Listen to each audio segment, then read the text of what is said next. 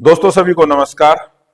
दोस्तों आज से हमने आप लोगों के लिए ईवीएस की क्लास शुरू कर दी है और ये शुरू करने का कारण ये है क्योंकि आगे चलकर शायद नेक्स्ट मंथ के अंदर आप लोगों का स्टेट का जो एग्जाम है वो कंडक्ट हो जाए, क्योंकि पहले हरियाणा बोर्ड स्कूल एजुकेशन के अंदर चेयरमैन का पद खाली था, उसको भर दिया गया है और जल्द ही हम उम्मीद करते हैं, क्योंकि डॉक्टर पवन शर्मा है वो चेयरमैन लगा दिए गए हैं। 2 दिन पहले उनका बयान था कि हम जल्द ही एस्टेट की परीक्षा का आयोजन कराएंगे।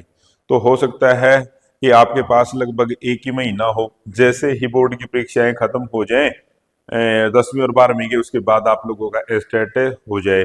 तो इसलिए लगभग एक महीने का समय रहेगा, तो हम पूरी ईवीएस को कंप्लीट कर देंगे। हम इसमें जो प्रीवियस ईयर है उनका सॉल्यूशन करेंगे और कुछ नई चीजें भी आप लोगों को कराएंगे। और आगे चलकर जून या जुलाई के अंदर जो सीटेट का एग्जाम होगा वहां पर भी ये उपयोगी रहेंगे। आगे चलकर रीट का एग्जाम होगा वहां पे भी। ठीक है, तो आपने कॉपी पेन साथ लेके बैठना है। कुछ चीजें मैं बताऊंगा, नोट भी करते लेना है। जैसे कि ईवीएस, एस्टेट और सीटेट के अंदर 30 नंबर की आती है, और जो खासकर एस्टेट के अंदर तो ज्यादातर सीधे क्वेश्चन पूछे जाते हैं। यहाँ पर पेडागोजी नहीं पूछी जाती। पेडागोजी पूछी जाएगी तो 2-4 नंबर की पूछी जाएगी। सीटेट में होता है पेडागोजी, दोनों 50-50% होते हैं, पेडागोजी और जो जनरल क्वेश्चन है वो आते हैं। तो दोस्तों आज हम सभी तरह के जो क्वेश्चन है वो सोल्व करेंगे। इधर उधर की बातें ना करते हम शुरू करते हैं। लगभग 20-25 मिनट की अपनी एक क्लास रहेगी, तो मैं आपको इसमें 20 क्वेश्चन तो वैसे कराऊंगा और उसके साथ ही साथ हम 10-12 क्वेश्चन और नोट करेंगे। इससे आप इस क्लास से आप 30-40 जो क्वेश्चन है वो करके चले जाओगे। तो दोस्तों जैसे पहला क्वेश्चन है, निम्नलिखित में से कौन सा रोग दूषित जल के सेवन से होता है? यानी आपने गंदा पानी पी लिया तो उसके कारण कौन सा रोग हो जाएगा? तो मलेरिया, डेंगू, हैजा, एनीमिया। तो ज्यादा मुश्किल क्वेश्चन नहीं है, क्योंकि दोस्तों गंदा जो पानी हम पीते हैं उससे हमारे को हैजा हो जाता है और हैजे के कारण हमारे को उल्टी दस्त हो जाएंगे। तो इसका राइट आंसर रहेगा हैजा। ठीक है, ये दूषित जल के कारण होता है। तो यहां तक सीमित नहीं रहना मैं आपको इससे जैसे मलेरिया अगर क्वेश्चन आ जाए, मलेरिया किसके कारण होता है, आपसे डेंगू किसके कारण होता है, एनीमिया में क्या होता है, इस तरह के भी क्वेश्चन आ जाएं तो वो भी आपको पता होना चाहिए। तो दोस्तों अगर यहाँ पर हम देखें तो जो आपका मलेरिया, जो मलेरिया वो किसके कारण से होता है, इसका परजीवी का नाम होता है दोस्तों प्लाज्मोडियम। प्लाज्मोडियम है, ये होगा आपका किसके कारण से होगा, ये जो आपका मलेरिया होगा दोस्तों इस परजीवी के कारण होता है। और जो मच्छर कौन सा काटेगा आपको, एनोफिजिस मच्छर के काटने से ये होगा। तो ये 2 पॉइंट भी आपने ध्यान रखने हैं। उसके बाद अगर डेंगू के बारे में आ जाता है, डेंगू किसके कारण होता है, तो डेंगू होगा एसिटामिनोफिल। ये जो वायरस होगा, ये वायरस है इसके कारण से होता है, ये आपने नोट कर लेना है। ये मैं आपको कुछ नए क्वेश्चन साथ के साथ बताता चलूंगा। उसके बाद आप एक और चीज देखना, एनीमिया की बात करें। एनीमिया में क्या होता है दोस्तों, एनीमिया में देखो दोस्तों, एनीमिया में हमारे में रेड ब्लड सेल होती है ना, जो RBC, red blood cell RBC, उनकी कमी हो जाती है और ये विटामिन की कमी के कारण होता है। अब यहां से क्वेश्चन ये आ जाए कौन से विटामिन की कमी के कारण, ये भी आपको पता होना चाहिए। विटामिन B12 और B9, B12 और B9 की कमी के कारण ही होता है, ये महत्वपूर्ण पॉइंट है। और B12 में फोलिक एसिड होता है, ये फोलिक एसिड।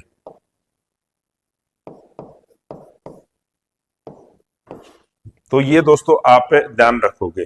तो ये देखो मैंने आप लोगों को 2-3 चीजें और बता दी हैं, ये भी महत्वपूर्ण पॉइंट है, आपने ये सारे याद रखने हैं। ठीक है, तो आज आप कॉपी पेन साथ लेके बैठना, मैं बहुत सारी चीजें आपको इस तरह की कराऊंगा। उसके बाद नेक्स्ट क्वेश्चन में आ जाते हैं हम में, निम्न में से कौन सा ऊर्जा का नवीकरणीय स्रोत है?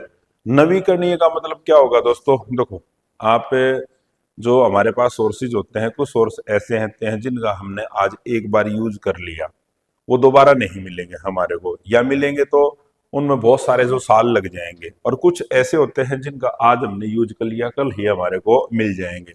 तो इस तरह से जो एनर्जी के सोर्सेज हैं उनको हमें दो हिस्सों के अंदर डिवाइड कर लेते हैं, एक तो रिन्यूएबल और नॉन रिन्यूएबल, नवीकरणीय और अनवीकरणीय। तो नवीकरणीय इनमें से कौन कौन सा है? कोयला, पेट्रोलियम, सौर ऊर्जा या प्राकृतिक गैस। अब दोस्तों यहाँ पे आप देखिए, आपने पेट्रोलियम में कोयला है, कोयले का यूज कर लिया, हो सकता है कि दोबारा कोयला बनने में हजारों लाखों साल लग जाए। कोयला एक कार्बनिक पदार्थ है। आज से लाखों करोड़ों साल पहले जो पेड़ थे, पेड़ पौधे, वो जमीन के अंदर दब गए थे और धीरे धीरे वो टेम्परेचर के कारण किस में कन्वर्ट हो गए, वो कोयले के अंदर कन्वर्ट हो गए। तो इस प्रोसेस में तो लाखों साल लग सकते हैं। उसके बाद जो पेट्रोलियम है दोस्तों, पेट्रोलियम भी इसी तरह से बना था। जो समुद्री जीव थे, समुद्र के जीव थे, वो जमीन के अंदर दबे और वो कार्बनिक पदार्थों के अंदर बदल गए। तो इसमें भी लाखों करोड़ साल लग सकते हैं। हो सकता है कि ये प्रक्रिया दोबारा ना हो। सौर ऊर्जा, आज दोस्तों सूर्य निकलता है, कल भी निकलेगा और लाखों सालों से ये निकलने लग रहा है। तो जो सौर ऊर्जा है वो खत्म नहीं होगी, ठीक है। तो जो प्राकृतिक गैस है ये भी खत्म हो जाएगी, क्योंकि पेट्रोलियम से ही प्राकृतिक गैस जुड़ी हुई है। जो पेट्रोलियम जहां से निकालते हैं वहीं पर पेट्रोलियम के साथ ही प्राकृतिक गैस होती है। तो यहाँ पे राइट आंसर कौन सा रहेगा? इसका सौर ऊर्जा रहेगा। सौर ऊर्जा दोबारा हमारे को मिलती रहती है, तो सौर ऊर्जा को हम नवीकरणीय रिसोर्स कहेंगे, संसाधन कहेंगे। ये आपने ध्यान रख लेना है इसको। ये बहुत बार आता है यहाँ से क्वेश्चन। ये आप सी टेट में भी आता है, एस टेट में भी, आर टेट में भी बहुत बार आता है। हाँ, नवीकरणीय के आपसे पूछ लिया जाए, नवीकरणीय के और स्रोत बता दीजिए आपसे। नवीकरणीय और भी आपको कौन कौन से बता सकते हैं, आप ये देख लेना। नवीकरणीय के जो हैं, आप जैसे पवन ऊर्जा है, विंड एनर्जी है, ये भी इसमें काउंट होगी। आपकी सूर्य ऊर्जा है,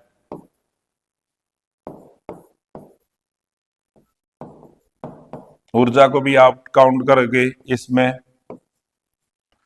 भूतापीय ऊर्जा है, इसको भी काउंट करोगे। ये नवीकरणीय के उदाहरण हैं, ठीक है। और बायोमास, ये सारे नवीकरणीय के हैं। अनवीकरणीय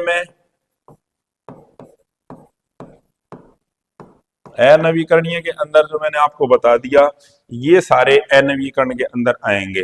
तो दोस्तों ये पॉइंट आपने ध्यान रख लेना। हाँ, मैं बिल्कुल आपको गारंटी देता हूं, यदि आप 15-20 जो क्लास है मेरी अटेंड करके, तो ईवीएस के अंदर आपको 25 प्लस नंबर की गारंटी है, 25 प्लस नंबर आ जाएंगे आपके। तो मैं कोई ये अतिशोक्ति नहीं करता, ये गारंटी है 25 प्लस नंबर आपके आ जाएंगे। लेकिन आपको इसके लिए रूटीन में हमारी क्लासों को ज्वाइन करना पड़ेगा।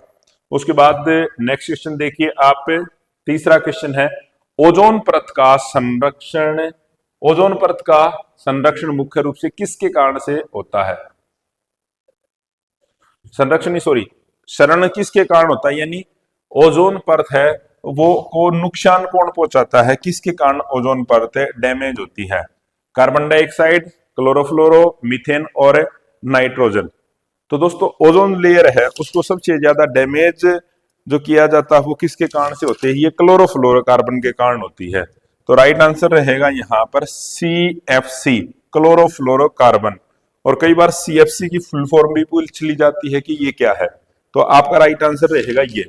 ओजोन लेयर से जुड़े हुए मैं दोस्तों आप लोगों को कुछ दूसरे फैक्ट भी बता देता हूं। एक क्वेश्चन ये आता है कि ओजोन लेयर किसका पार्ट है। अगर आपसे ये क्वेश्चन आ जाए कि ओजोन लेयर किसका पार्ट है, हमारी जो लेयर है उसके अंदर समताप जो मंडल है उसमें ओजोन लेयर होती है, समताप मंडल में। एक तो ये आपने पॉइंट देखना है।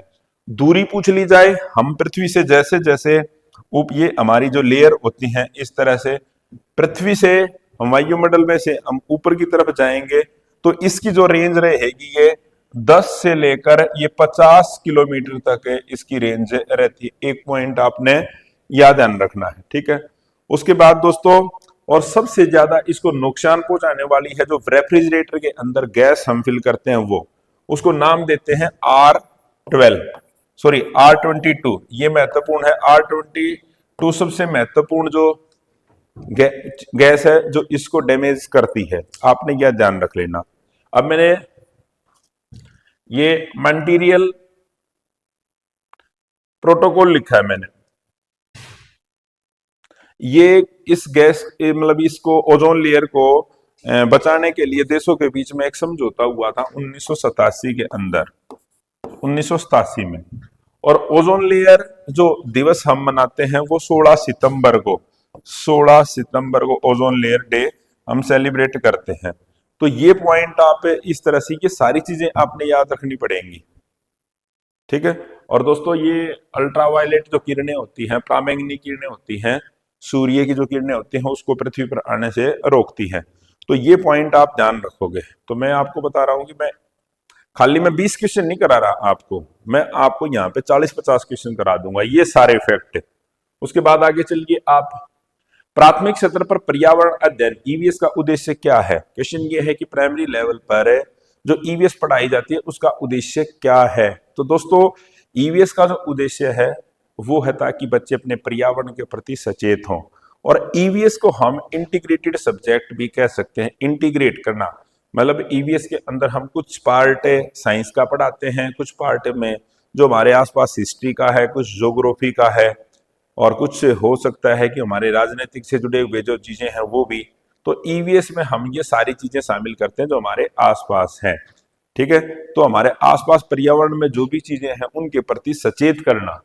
तो छात्रों में वैज्ञानिक अवधारणा से परिचित कराना ये भी गलत है, छात्रों में पर्यावरण के प्रति जागरूकता विकसित करना। राइट आंसर रहेगा ये सबसे महत्वपूर्ण पॉइंट है, इसको आपने ध्यान रख लेना। छात्रों को उच्च शिक्षा के लिए तैयार करना, ये भी नहीं। छात्रों को प्रतियोगी परीक्षाओं के लिए तैयार करना, बिल्कुल नहीं। तो राइट आंसर रहेगा ये। और जो ईवीएस की बुक थी हमारे यहाँ पे पहले पढ़ाई जाती है, ये 3rd to 5th ये पढ़ाई जाती है, और इसको ईवीएस को हम इंटीग्रेटेड सब्जेक्ट कहते हैं। ये पॉइंट आप ध्यान रखोगे। उसके बाद आगे चलिए आप, निम्न में से कौन सा जीव शाकाहारी है। तो दोस्तों, इस पृथ्वी पर जो जीव हैं उनको हमने 3 श्रेणियों के अंदर बांट दिया गया है। कुछ ऐसे जीव हैं जो खाली मांस खाते हैं, कुछ ऐसे हैं जो खाली फल सब्जियां अन्न खाते हैं, और कुछ ऐसे होते हैं जो दोनों को खाते हैं। तो इस तरह से हमने इनको कैटेगराइज कर दिया है। तो इसमें से कौन सा जीव शाकाहारी है। शाकाहारी शेर, बाघ, गाय, चीता। तो राइट आंसर रहेगा यहाँ पर गाय। गाय दोस्तों यहाँ पर शाकाहारी है क्योंकि गाय घास फूस खाती है। बाकी शेर है ये मांसाहारी है, बाघ भी मांसाहारी है, चीता भी मांसाहारी है। तो अब दोस्तों, जो जीव जंतु शाकाहारी है उनको हर्बीवोर कहेंगे, ये आएंगे शाकाहारी। शाकाहारी में की श्रेणियों के अंदर आप किसको शामिल कर सकते हैं, गाय है, भैंस, बकरी, ये सारे किस में आएंगे, शाकाहारी में आएंगे। कॉर्निवोर में दोस्तों जो मांस खाएंगे, ये मैंने जो आपको बताया है, शेर,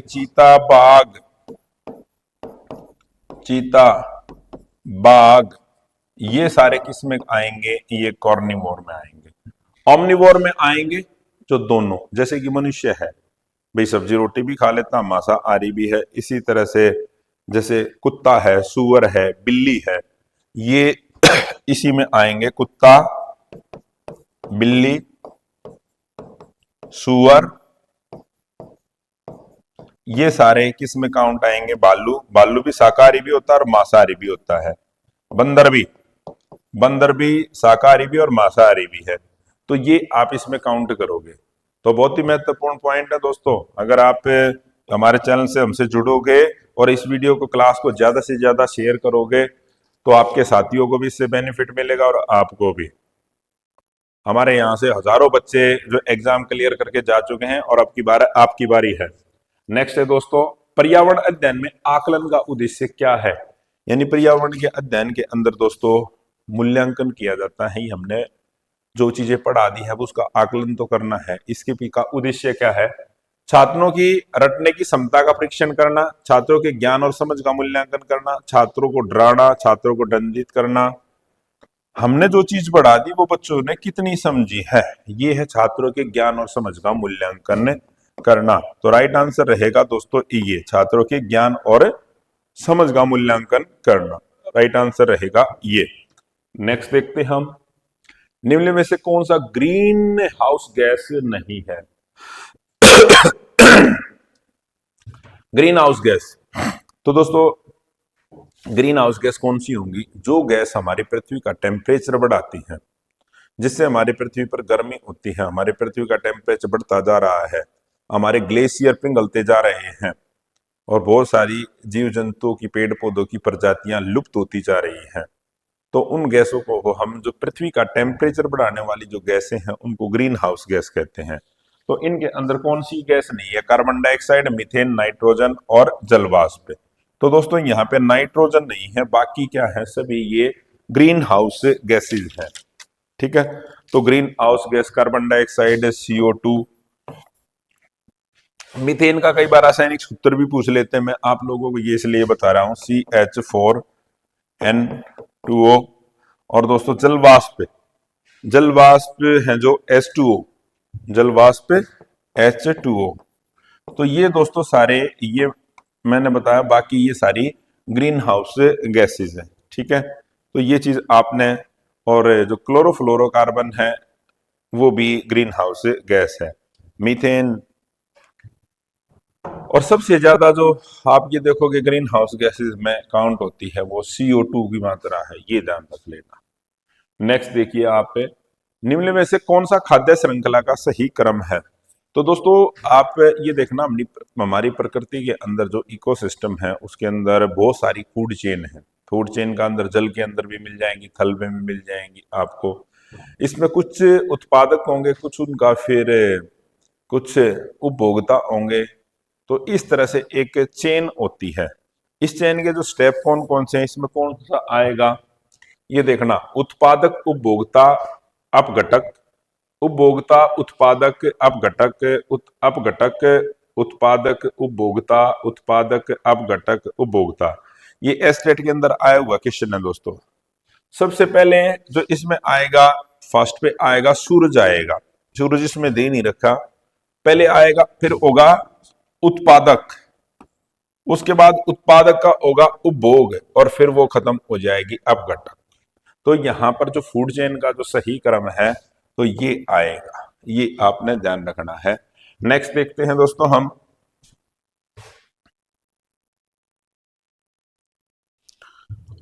और दोस्तों क्लास के बाद आपने मैसेज जरूर करना है कि सर हमारे को ये क्लास कैसी लगी, और शेयर भी करना है। इस क्लास को आपको अच्छी लगे तो मैं चाहूंगा कि हमारे इस चैनल को कम से कम आप 50 बच्चों से इसको सब्सक्राइब करवाओगे, यदि आपको क्लास अच्छी लगी है तो। अगर नहीं लगी तो बिल्कुल नहीं करना आपने। आगे चलिए आप दोस्तों, चिपको आंदोलन हमारे पर्यावरण से जुड़ा हुआ एक आंदोलन है भारत के अंदर। यदि पर्यावरण से जुड़े आंदोलनों के बारे में जिक्र किया जाता है तो उसमें सबसे बड़ा जो आंदोलन था ये चिपको आंदोलन था। तो चिपको आंदोलन का संबंध किससे था दोस्तों? यहाँ पे जल संरक्षण, वन संरक्षण, मृदा संरक्षण या वायु संरक्षण। चिपको आंदोलन उत्तराखंड, उत्तराखंड का जो चमोली जिला है यहां से चला गया था। एक दोस्तों ये घटना है, एक खेल का सामान बनाने वाली कंपनी है, उसने वहां पर कुछ पेड़ों को खरीद लिया था और पेड़ों की कटाई शुरू कर दी थी। वहां से फिर क्या, वहां की जो स्थानीय महिलाएं थी उन्होंने इसका विरोध किया, अपोज किया, और वो इकट्ठी होगी कि हम पेड़ों को काटने नहीं देंगे। वो पेड़ों से चिपक गए थे, इस तरह से चिपक लिया पेड़ों की, हमारे यहाँ इसमें तो ना कोड़ी भर ली इस तरह से। तो उसके बाद फिर एक पर्यावरण से जुड़े हुए जो व्यक्ति थे, पर्यावरण संरक्षण के लिए जो काम करते थे, सुंदरलाल बहुगुणा और चंडी प्रसाद। तो सुंदरलाल ये स्टार्ट हुआ था 1973, बहुत बार क्वेश्चन आया है यहां से। सुंदरलाल बहुगुणा, सुंदरलाल बहुगुणा, बहुगुणा और चंडी प्रसाद, चंडी प्रसाद, ये दोस्तों इस आंदोलन के मुख्य वाहक थे, यानी इन्होंने इसके लिए काम किया था। तो कश्मीर से लेकर कन्याकुमारी तक की यात्रा, कश्मीर से कन्याकुमारी की यात्रा, ये सुंदरलाल बहुगुणे ने इसी आंदोलन से की थी। ठीक है, तो ये आपने पॉइंट सारे याद रख ले हैं दोस्तों। नेक्स्ट है आपका, निम्नलिखित में से कौन सा जैव विविधता का उदाहरण है? एक ही प्रकार के पौधों का समूह, विविधता का मतलब है अलग अलग, एक ही प्रकार के पौधे जैव विविधता का उदाहरण नहीं हो सकते। केवल जानवरों का समूह, केवल जहां पे आ गया ना वो नहीं होगा। विभिन्न, क्योंकि विविधता आप ये देखना कौन सा निम्नलिखित में से, जैविक विविधता, तो जैविक विविधता की बात होगी तो यहाँ पर विभिन्न प्रकार के पौधे और जानवरों का समूह ये आएगा, तो राइट आंसर रहेगा हमारा ये। इसके साथ हम जाएंगे। तो आप दोस्तों कॉपी पेन भी लेके साथ बैठना आपने। निम्नलिखित में से कौन सा खाद्य पदार्थ पौधों से नहीं प्राप्त होता? दोस्तों ये दे दिए कि इनमें से बताइए कौन सा पौधों से प्राप्त नहीं होता? फल, सब्जियां, दूध, अनाज। दोस्तों फल भी पौधों से मिलते हैं, सब्जियां भी और अनाज। जो दूध है, तो दूध किससे मिलता है दोस्तों? हमारे को ये पशुओं से मिलता है। और हमारे देश के अंदर है जो पशु हैं जिनसे ज्यादा दूध हमारे को मिलता है, हमारे देश के अंदर ज्यादा जो दूध उत्पादन होता है, गाय, भैंस, बकरी, ये ज्यादातर इन्हीं से दूध का उत्पादन होता है, इनका यूज किया जाता है। तो राइट आंसर रहेगा यहाँ पर ये। और बाकी तो हमारे दोस्तों पौधों से या पेड़ों से हमारे को ये प्राप्त होते हैं। नेक्स्ट देखिए आप, जल चक्र में निम्न में से कौन सी प्रक्रिया शामिल नहीं है? वाष्पीकरण, संघनन, अवसादन और वर्षा। तो दोस्तों देखो जल चक्र क्या होता है, तो पहले जो समुद्र के अंदर जो जल होगा, जैसे ये समुद्र है, यहाँ पे ये जल है, इसमें ये जल है आपको। अब ये सूर्य है, सूर्य की गर्मी के कारण जब सूर्य की हीट इस पे पड़ेगी यहाँ पे, तो ये वाष्प बन के ऊपर जाएगा, धीरे धीरे ऊपर की तरफ जाता जाएगा। ठीक है, तो सूर्य की गर्मी के कारण होता है वाष्पीकरण। पहले तो प्रक्रिया आएगी वाष्पीकरण, बिल्कुल ठीक है। उसके बाद धीरे धीरे जब जल वाष्प इकट्ठा हो जाते हैं तो उसको कहते हैं संघनन। यहाँ पर फिर इकट्ठे होकर ये दोस्तों इकट्ठे होकर क्या बन जाएंगे? बादल बन जाएंगे। और इन बादल से फिर क्या होगी? वर्षा।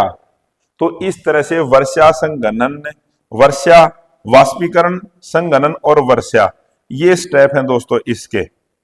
ठीक है, ये अवसादन ये इसका स्टेप नहीं है। एवोपोरेशन होगा, कंडेंस होगी, तो ये चीजें चलेंगी। ठीक है, तो ये आपने ध्यान रखना। उसके बाद देखना, निम्न में से कौन सा रोग विटामिन ए की कमी के कारण होता है? तो दोस्तों हमारे शरीर के अंदर बहुत सारी ऐसी बीमारियां होती हैं जो हम यदि विटामिन का सेवन ना करें तो हमारे को हो जाती हैं। तो यहाँ पे देखना, निम्न में से कौन सा रोग विटामिन ए की कमी के कारण होगा? तो विटामिन ए, रतौंधी, बेरीबेरी, स्कर्वी और रिकेट्स। तो राइट आंसर रहेगा दोस्तों यहाँ पर रतौंधी, विटामिन ए की कमी के कारण होगा। इसमें देखने की क्षमता कम होती चली जाती है।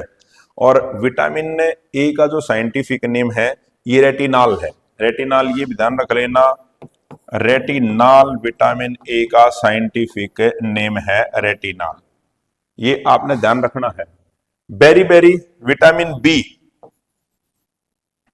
बेरीबेरी होगा दोस्तों B1, B1 की कमी से इसको थाइमन, इसका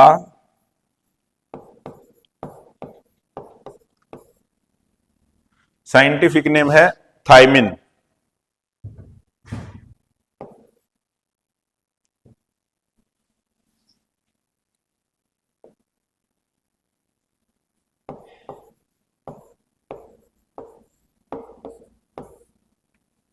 सकरवी, विटामिन सी,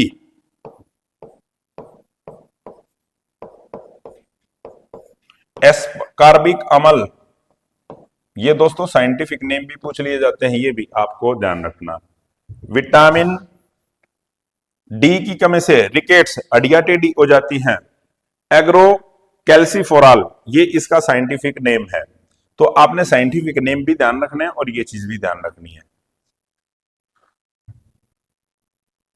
पर्यावरण अध्ययन में समुदाय का एक महत्वपूर्ण शिक्षण संस्थान है। क्यों भाई? पर्यावरण अध्ययन में जो समुदाय है वो एक महत्वपूर्ण शिक्षण संस्थान है। ये सस्ता और सुलभ है। इसमें ज्ञानवान और बुजुर्ग व्यक्ति होते हैं। ये वास्तविक परिस्थितियों में सीखने का अवसर प्रदान करता है।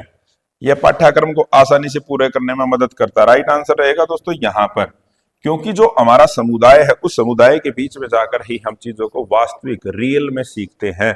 तो राइट आंसर रहेगा ये। नेक्स्ट है, निम्न में से कौन सा वन्य जीव संरक्षण से संबंधित है? यानी वन्य जीव संरक्षण का मतलब है जीवों को बचाना। तो जीवों को बचाने के लिए जो चीजें की गई हैं वो सारी काउंट होंगी वन्य जीवन संरक्षण में। तो यहाँ पे देखना, राष्ट्रीय उद्यान, नेशनल पार्क, अभ्यारण्य, बायोस्फीयर, जैव मंडल और उपरोक्त सभी। तो दोस्तों ये जो तीनों हैं, ये तीनों जीव जंतु को बचाने के लिए जो क्षेत्र निर्धारित किए गए हैं ये वो हैं। तो राइट आंसर रहेगा यहाँ पर सभी। अब दोस्तों जैसे राष्ट्रीय उद्यान, नेशनल पार्क की बात करते हैं हम, ये वो जगह है जो जीवों के संरक्षण के लिए घोषित कर दी गई है। जंगल वाले जो एरिया, यहाँ पर पेड़ों की कटाई नहीं होगी, मानव गतिविधियां नहीं होंगी, फैक्ट्री नहीं लगेगी और आवास बस्तियां नहीं बनेंगी। और सबसे ज्यादा राष्ट्रीय उद्यान है ये दोस्तों एमपी के अंदर है, मध्य प्रदेश में, क्योंकि सबसे ज्यादा जंगल भी वही है। हरियाणा में पूछ लिया जाए आपसे, स्टेट का देने के लिए जाओगे, हरियाणा में एक तो सुल्तानपुर बर्ड सेंचुरी, सुल्तानपुर पक्षी विहार, दूसरा कलेसर। ये आपने ध्यान रख लेना, ये गुरुग्राम में है। गुरुग्राम में सुल्तानपुर एक गांव है और ये है यमुनानगर।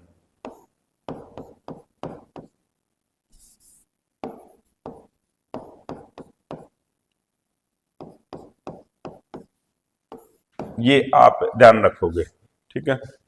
उसके बाद आपने अगर हरियाणा के ये नेशनल पार्क और अभ्यारण्य देखने हैं तो मेरी क्लास है हरियाणा जीके की, वहां पर देख लेना, मैंने डिटेल में बताया है।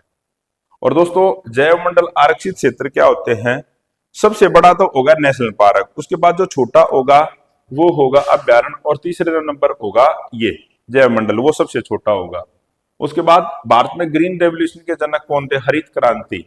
तो दोस्तों हरित क्रांति का जो संबंध था कि नई नई किस्म के बीजों का प्रयोग किया जाए, खाद का प्रयोग किया जाए, टेक्नोलॉजी का प्रयोग किया जाए और उत्पादन में वृद्धि की जाए, उसको ग्रीन रेवोल्यूशन कहते हैं।